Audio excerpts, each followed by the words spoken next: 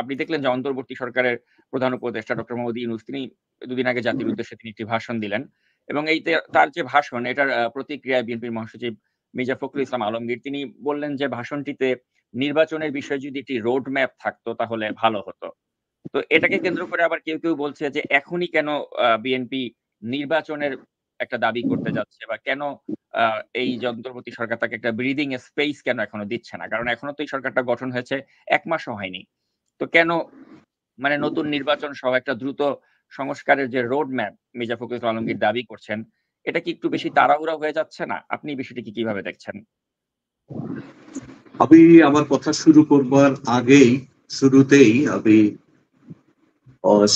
এই যে গণ অভ্যুত্থান হয়ে গেল, এই অভ্যুত্থানে যারা শহীদ হয়েছেন, যারা জীবন দিয়েছেন, যারা সাহসের সঙ্গে রুখে দাঁড়িয়েছিলেন জীবনের ঝুঁকি নিয়ে, এবং যাদের রক্তদানের মাধ্যমে আত্মদানের মাধ্যমে বাংলাদেশ আজকে মুক্ত হয়েছে, স্বৈরাচারের কবল মুক্ত হয়েছে, তাদের প্রতি গভীর শ্রদ্ধা জানাচ্ছি। যারা আহত হয়েছেন তাদের প্রতি অভিবাদন জানাচ্ছি। সারা বাংলাদেশ ছিল একটা অবরুদ্ধ দেশ, সেখান থেকে তারা আমাদেরকে মুক্তি দিয়েছেন, তাদের প্রতি অভিমান। বাংলার মাটিতে এখনো রক্তের দাগ শুকায়নি, এখনো স্বজন হারা মায়ের, ভাইয়ের, বোনের কান্নায় এখন আকাশ বাতাস ভারী হয়ে আছে। আমি তাদের প্রতি আবার শুভেচ্ছা জানাচ্ছি, অভিনন্দন জানাচ্ছি। তারা যাতে শক্তিতে পরিণত করতে পারেন তার প্রত্যাশা করছি। যে বিষয়টি আপনি তুলে ধরেছেন, প্রধান উপদেষ্টা নোবেল লরিয়েট ডক্টর মোহাম্মদ ইউনূসের মূলত এটাই প্রথম জাতির উদ্দেশ্যে ভাষণ বলা যায়, বেতার এবং টেলিভিশনের মাধ্যমে তিনি যে ভাষণ দিয়েছেন, সে ভাষণ নিয়ে নানা ধরনের ক্রিয়া প্রতিক্রিয়া এখন সমাজে বিদ্যমান। আমি সে সম্পর্কে আমি প্রথমে আমার প্রতিক্রিয়ার কথাটা বলি। আমার কাছে মনে হয়েছে এই ভাষণটা অত্যন্ত স্মার্ট, সময় উপযোগী, সংক্ষিপ্ত এবং ভেরি টু দি পয়েন্ট, এবং মোটামুটি সমস্ত দিকগুলো তিনি তুলে এনেছেন। এবং এই ভাষণে অনেক দিন পর প্রথম আমরা একটা বিনয়ের আভাস আমরা পেলাম। এর আগে আমরা যেটা দেখেছি, আমি রাষ্ট্রের শাসকের দিক থেকে যে সমস্ত ভাষণ জাতির উদ্দেশ্যে দেওয়া হতো, জনগণের উদ্দেশ্যে দেওয়া হতো, সেখানে সাংঘাতিকভাবে বড়াই, অহং, আমিত্ব, প্রাবল্য ছিল। এবং আমি, আমার বাবা, এসব শুনতে এদেশের মানুষ অভ্যস্ত ছিল। সেখানে তিনি একটি প্লুরালিস্টিক অ্যাপ্রোচে প্রথম ভাষণটি দিয়েছেন অনেকদিন পরে। মানুষ আমির জায়গায় আমরা শুনি। এবং এই ভাষণে তিনি দম্ভ অধ্যত্ব না দেখিয়ে তিনি খুব বিনয়ের পরিচয় দিয়েছেন এবং গণ আন্দোলনে যারা রূপকার তাদের প্রতি শ্রদ্ধা জানিয়েছেন। এবং তিনি বলেছেন তিনি তারাই তাকে নিয়োগ করেছে, ছাত্ররা গণ অভ্যুত্থানের কেন্দ্রীয় চরিত্র যারা ছিল সেই ছাত্ররা তাকে নিয়োগ করেছে, সেটা তিনি বলেছেন। এবং কি কাজগুলো তিনি করতে চান মোটা দাগে তিনি তার ব্যাখ্যা দিয়েছেন। এখানে বাংলাদেশের সর্ববৃহৎ রাজনৈতিক দল বাংলাদেশ জাতীয়তাবাদী দলের তরফ থেকে একটা প্রতিক্রিয়া দেখানো হয়েছে, জানানো হয়েছে। এটাই কোনো চূড়ান্ত প্রতিক্রিয়া বলে আমি মনে করি না। রাজনৈতিক দল এভাবেই তাদের প্রতিক্রিয়া ব্যক্ত করে থাকে। যেমন এই সরকার আসবার পরে প্রথম প্রতিক্রিয়ায় বাংলাদেশ জাতীয়তাবাদী দল বিএনপির মহাসচিব একটা সময়সীমা বেঁধে দিয়ে বলেছিলেন যে 3 মাসের মধ্যে জাতীয় নির্বাচন অনুষ্ঠান করা দরকার। বাংলাদেশে তো মানুষের ভোটাধিকার নাই, অনেক দিন ধরে মানুষ ভোট দিতে পারে না, একটা নির্বাচিত সরকার নাই এদেশে, প্রায় 15-16 বছর ধরে মানুষ ভোটাধিকার থেকে বঞ্চিত। তো সুতরাং একটি রাজনৈতিক দল হিসাবে নির্বাচন চাওয়া, খুব তাড়াতাড়ি করে নির্বাচন চাওয়া, সেটা অস্বাভাবিক কিছু না, তারা চাইতেই পারে। তো কিন্তু এখানে এবং তারা যে ওই যে 3 মাসের মধ্যে নির্বাচন যে চেয়েছিলেন, সেখান থেকে কিন্তু তারা পরবর্তীকালে সরে এসেছেন। তারা কোনো সময়সীমা নির্দিষ্ট করে বেঁধে দেননি। এবং কালকে বা পরশু যেটা বিএনপির মহাসচিব বলেছেন, সেটাও খুব একটা খারাপ কিছু বলেন নাই। তিনি বলেছেন যে একটা রোড ম্যাপ থাকলে ভালো হতো। রোড ম্যাপ বলতে তিনি বুঝাতে চেয়েছেন যে একটা সময়সীমা থাকলে, যে কতদিনের মধ্যে এটা হতে পারে, নির্বাচনটা কতদিনের মধ্যে হতে পারে, এবং বর্তমান যে সরকার, এই সরকার কতদিন থাকবেন এবং তাদের করণীয় কি কি, অর্থাৎ তারা কি কাজগুলো করবেন, সেটার ব্যাপারে তিনি বলেছেন যে এটা তিনি স্পষ্ট করেন। কিন্তু অন্য দিক থেকে ডক্টর ইউনূস যে কথা বলেছেন সেটার দিকে যদি আমরা তাকাই, তিনি কিন্তু খুব একটা ভুল কথা বলেননি, তিনি কিন্তু সঠিক কথাই বলেছেন। জনগণের আশা আকাঙ্ক্ষার প্রতিধ্বনিত হয়েছে তার কণ্ঠের। তিনি কিন্তু বলেছেন যে নির্বাচন, আমি কতদিন থাকবো, আমি কতদিন দায়িত্ব পালন করব, আমার সরকার কতদিন দায়িত্ব পালন করবে, কি কি কাজ করবে সেটা আমি ঠিক করব, সেটা জনগণ, রাজনৈতিক দলগুলো তারা সবাই মিলে ঠিক করে দেবে। এই সরকার তো কোনো রাজনৈতিক দলের, একমাত্র পতিত ফ্যাসিবাদ ছাড়া বাংলাদেশের কোনো রাজনৈতিক দলের প্রতিদ্বন্দ্বী বা প্রতিপক্ষ না। বাংলাদেশের এখন সুযোগ আছে এই সরকারের সঙ্গে আলাপ আলোচনা করে রোড ম্যাপটা ঠিক করার, এই সরকারের সঙ্গে কথা বলে তারা কি কি কাজ করবে, সুষ্ঠু নির্বাচনের জন্য সংস্কার কতটুকু তারা করবেন, সেই বিষয়গুলো কিন্তু আলাপ আলোচনার মধ্যে নির্ধারিত। এখানে একটা দাবি দিয়ে আন্দোলন করার প্রয়োজন আছে বলে এখনো আমার কাছে মনে হয় না। আমার মনে হয় যে এটা ডক্টর ইউনূস ঠিকই বলেছেন, রাজনৈতিক দলগুলো বসে, রাজনৈতিক দল তো আর প্রতিপক্ষ না। আবার ডক্টর ইউনূস কোনো বর্তমান যে সরকার, এটা কোনো ট্র্যাডিশনাল সরকারও না যে তাদের কাছে একটা চার্টার অফ ডিমান্ড দিতে হবে এবং সেই অনুযায়ী আন্দোলন গড়ে তুলতে হবে, দরকার নেই। সবাই মিলিয়ে কথাবার্তা বলে আলাপ আলোচনার মাধ্যমে একটা সময়সীমা নির্ধারণ এবং কি কি কাজ তারা করবেন এটা আমার মনে হয় নির্ধারণ করা সম্ভব, এবং আমার মনে হয় রাজনৈতিক দলগুলো সেদিকেই হাঁটবেন বলে আমি মনে করি। অসংখ্য ধন্যবাদ জনাব মারুফ কামাল কামসুয়েল। আমি আবারও আপনার কাছে আসবো। তো এই পর্যায়ে আমি জনাব জয়নুল আবেদীন আপনার কাছে একটু আসতে চাই এবং আপনার কাছে আমি জানতে চাই এই একই বিষয়ে যে আপনার কি মনে হচ্ছে না যে মানে বিএনপির যে এখন বডি ল্যাঙ্গুয়েজ বা তাদের কিছু মানে নেতাকর্মী তাদের মাঝে একটা অতিমাত্রায় উৎসাহ আমরা একসময় আমরা দেখতাম যে শ্যামল দত্তের মতো বা ওই মোজাম্মেল বাবু বা এদের মতো লোকজনের দখলে ছিল। এখন বিএনপি পন্থী সাংবাদিকরা তারা ওটা দখলে নিয়ে যাওয়ার চেষ্টা করছে। বা এই যে একটা তারা মানে একসময় বিএনপি পন্থী, একসময় আওয়ামী লীগ পন্থী, এই যে একটা পন্থী হয়ে যাচ্ছে এবং সাংবাদিকতাকে ধূলিসাৎ করে দিয়ে একটা দলীয় লেজুর ভিত্তি করার প্রবণতা দেখা যাচ্ছে, যেটার ধারাবাহিকতা হয়তো এখন বিএনপির দ্বারা হচ্ছে। তো এই যে একটা ট্রেন্ড, যেটা একটা পরিবর্তন আমরা আশা করেছিলাম, কিন্তু পরিবর্তন কিন্তু আমরা দেখতে পাচ্ছি না। এবং সর্বক্ষেত্রেই দেখা যাচ্ছে যেখানে আওয়ামীকরণ ছিল এখন সেখানে বিএনপিকরণ হওয়ার একটা প্রবণতা দেখা যাচ্ছে। তো জনাব জয়নুল আবেদীন, আপনার কাছে আমি এই বিষয়টা নিয়ে জানতে চাই যে আমরা যে একটা পরিবর্তন আশা করছি, সেই পরিবর্তনের ক্ষেত্রে এই যে বিএনপির কিছু অতি উৎসাহী মানুষ, সেটা সাংবাদিক হোক বা পেশাজীবী হোক বা বিভিন্ন স্তরের যারা, এই আওয়ামী লীগের পতনের পর থেকে এখন পর্যন্ত তারা যে ধরনের এক্টিভিটিস দেখিয়েছে, এটা আপনার কাছে আসলে কি হতাশাজনক লাগেনি? নাকি লেগেছে? একটু জানতে চাই। আপনাকে অশেষ ধন্যবাদ। এবং আজকে আমাদের আলোচনায় যিনি আসছেন আমাদের অতি প্রিয় বাংলাদেশের অন্যতম মেধাবী সাংবাদিক, সাবেক প্রধানমন্ত্রী, বিরোধী দলীয় নেত্রী বেগম এবং বিএনপি চেয়ারপারসন বেগম খালেদা জিয়ার প্রেস সচিব আমাদের সোহেল ভাই, মারুফ কামাল খান সোহেল ভাই আসছেন। আমি ওনাকে ধন্যবাদ জানিয়ে আজকে উনি আমাদের সাথে আসছেন। এবং আপনি যেই দুটা কোশ্চেন, প্রথম হচ্ছে আমাদের প্রধান উপদেষ্টা সাহেবের ভাষণ এবং পরবর্তীতে আপনি যে পেশাজীবীদের বা সাংবাদিক নামের যারা আবার দলীয়করণের দিকে যেতে যাচ্ছে, প্রথমেই আমি সোহেল ভাইয়ের সাথে একমত হয়েই বলবো, আমরা ছোটবেলায় বা খুব সম্ভবত এসএসসি বা এইচএসসি তে পড়ছিলাম wise man of the old, সেই সক্রেটিস, এরিস্টটল, প্লেটো এদের কথা। এখন সেই ওয়াইস ম্যান আমি মনে করি আমরা যেগুলো কল্পকাহিনী পড়তাম, সেই ওয়াইস ম্যান হচ্ছে আমাদের মোহাম্মদ ইউনূস, যাকে আমরা বাংলাদেশের সরকার প্রধান হিসাবে এখন পেয়েছি। এবং সোহেল ভাই সহ আরো যাদের প্রতিক্রিয়া আমি দেখছি, মননশীল মানুষদের, যে এত বিনয়ী একটা ওনার ভাষণ, ওনার অ্যাপ্রোচ মানুষের কাছে, রাজনৈতিক দলের কাছে, সমাজের সর্বস্তরের কাছে এক অনন্য সাধারণ একটা উনি বক্তব্য রেখেছেন। আমরা আলোচনা করব, কিন্তু প্রধান বিরোধী দল বিএনপির আমি সিরিয়াসলি সমালোচনা করব আজকে। আপনারা 17 বছর যুদ্ধ করছেন, আপনাদের 60-70 লাখ আসামি, আপনাদের হাজার হাজার ছেলেমেয়েরা পঙ্গু, শতে শতে গুম, আপনারা সিনিয়র জুনিয়র শত শত মামলার আসামি, বেগম খালেদা জিয়া পর্যন্ত শত মামলার আসামি। আপনারা 17 বছর অপেক্ষা করতে পারছেন, উনাকে 1টা মাস 2টা মাস অপেক্ষা করেন। এত তড়িঘড়ি কিসের? মির্জা ফখরুল সাহেব, আপনি তো অত্যন্ত সংবেদনশীল মানুষ হিসেবে আমরা জানি, আপনি শিক্ষিত মানুষ, আপনি অত্যন্ত রুচিশীল মানুষ।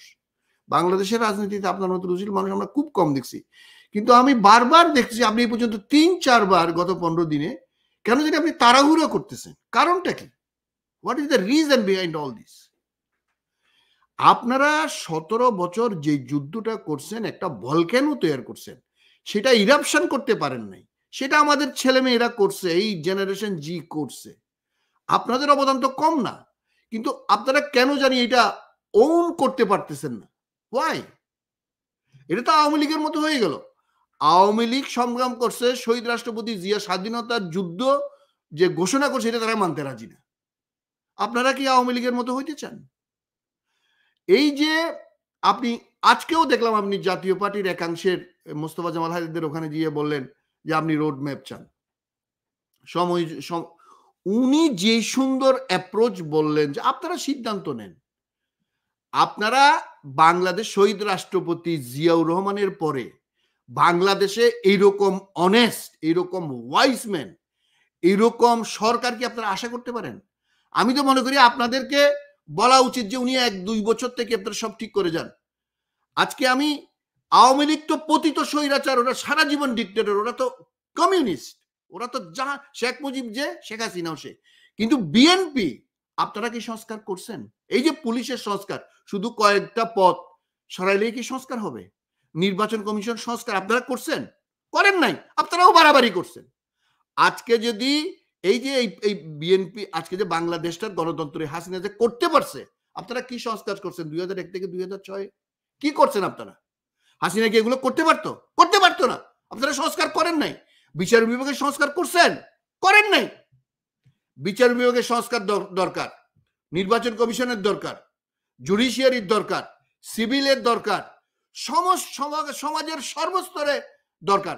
আমি তো মনে করি doctor Yunus is the right person to do all this things.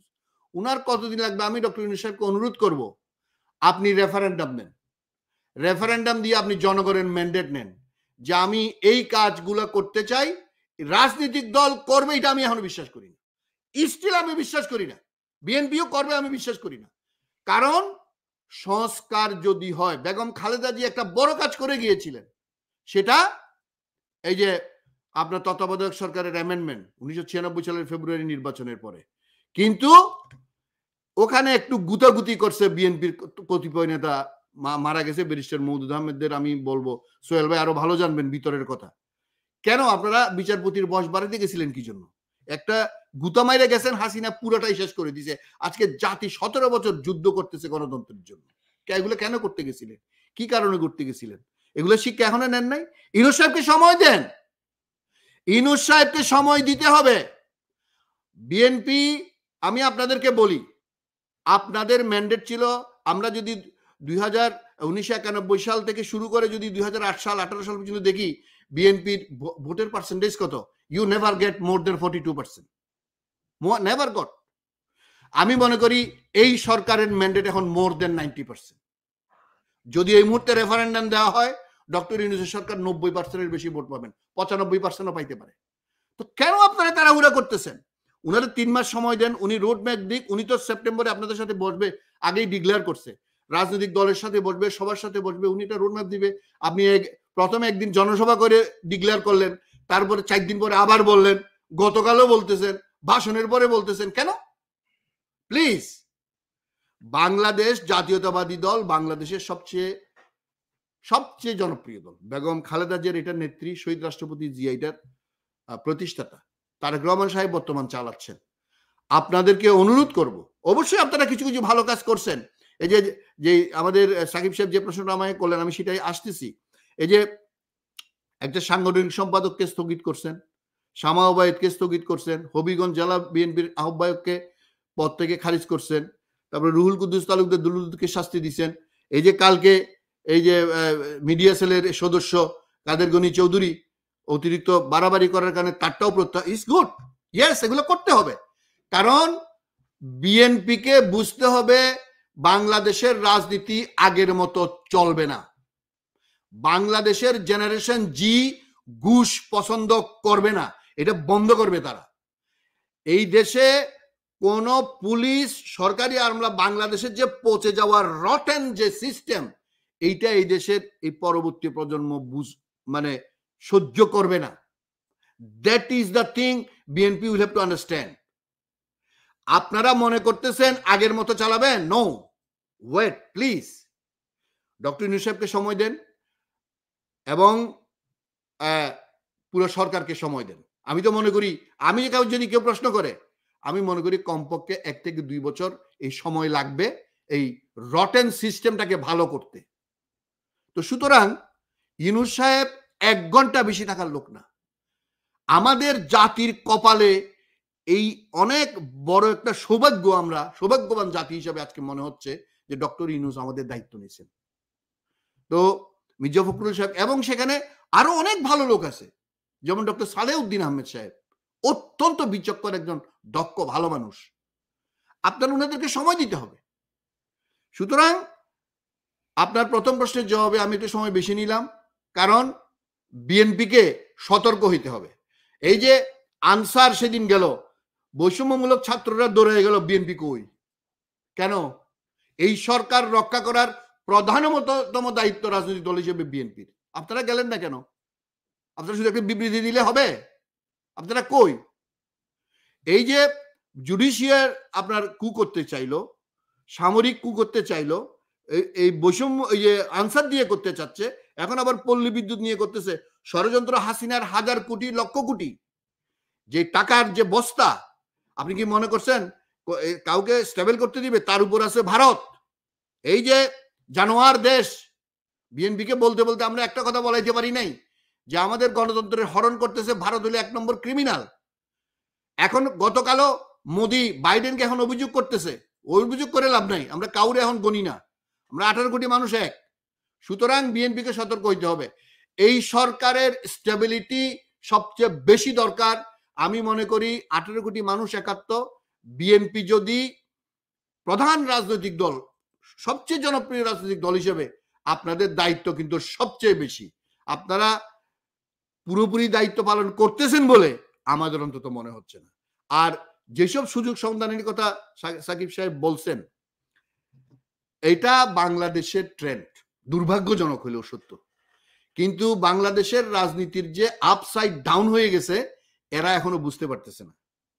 এবং এটার সাথে যদি কোপ না করতে পারে বিএনপি বা এই সো কল্ড এইসব সাংবাদিক বা পেশাজীবী বা আমি আপনি, হু এভার উই আর, আমরা কিন্তু রাজনীতি থেকে এবং নতুন যে বাংলাদেশ, নতুন সত্যিকারের বাংলাদেশ, সত্যের বাংলাদেশ, এইটা গঠন করার জন্য ডক্টর ইউনূস সাহেবের সাথে কারোর তুলনা তো নাই। এটার সাথে কেউ কোপ করতে না পারে, তারা রাজনীতি থেকে হারিয়ে যাবে, হারিয়ে যাওয়া উচিত। এবং ধন্যবাদ।